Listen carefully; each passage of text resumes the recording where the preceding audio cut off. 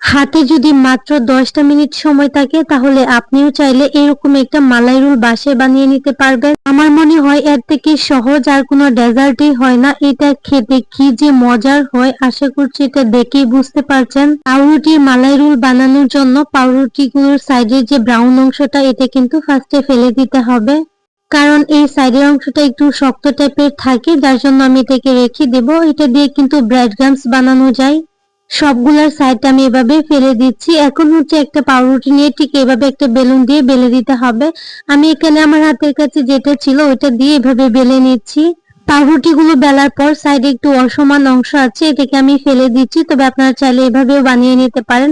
দেখার সৌন্দর্যের জন্য আমি এটাকে একটু কেটে সমান করে নিচ্ছি।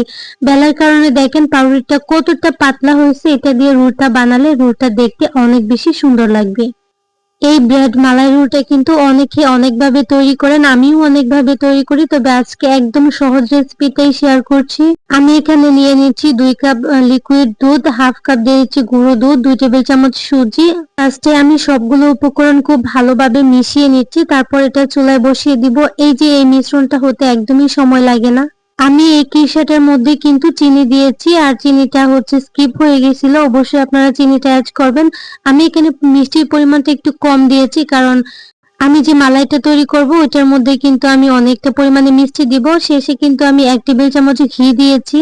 এখন এটাকে একটা সাইডে রেখে দিচ্ছি, আর এদিকে আগে থেকে যে পাউরুটিগুলো আমি একদম কেটে সমান করে রেখেছিলাম ওইগুলোর মধ্যে পরিমাণ মতো পুর দিয়ে এভাবে রোল করে নিচ্ছি।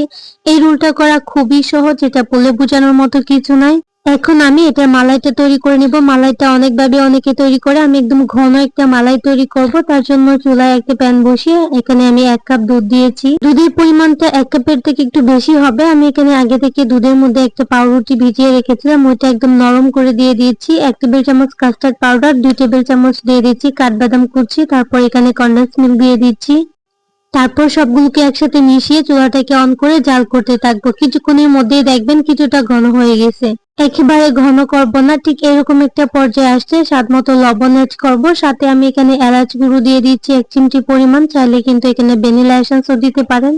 খুব ভালোভাবে মিশিয়ে নিলেই কিন্তু তৈরি হয়ে যাবে আমাদের মালাইটা। এর থেকে ঘন করব না, একদম তকতকে টাইপের একটা মালাই হবে আর কি ঠান্ডা হওয়ার পর। মালাইটা যেহেতু আমি একটু ঘন বানিয়েছি, যার জন্য আমি যে পাত্রে আমি এই রোলগুলোকে সেট করব, ফার্স্টে আমি কিছুটা পরিমাণে হচ্ছে মালাই অ্যাড করে তার উপরে আমি রোলগুলো দিয়ে উপর থেকে আবারও হচ্ছে তৈরি করা মালাইটা দিয়ে দিব। এই মালাইটা খেয়ে দেখি যে পরিমাণে ভালো হয়েছিল, মানে এত মজার হয়েছিল, আপনারা অবশ্যই একবার এইভাবে ট্রাই করে দেখবেন।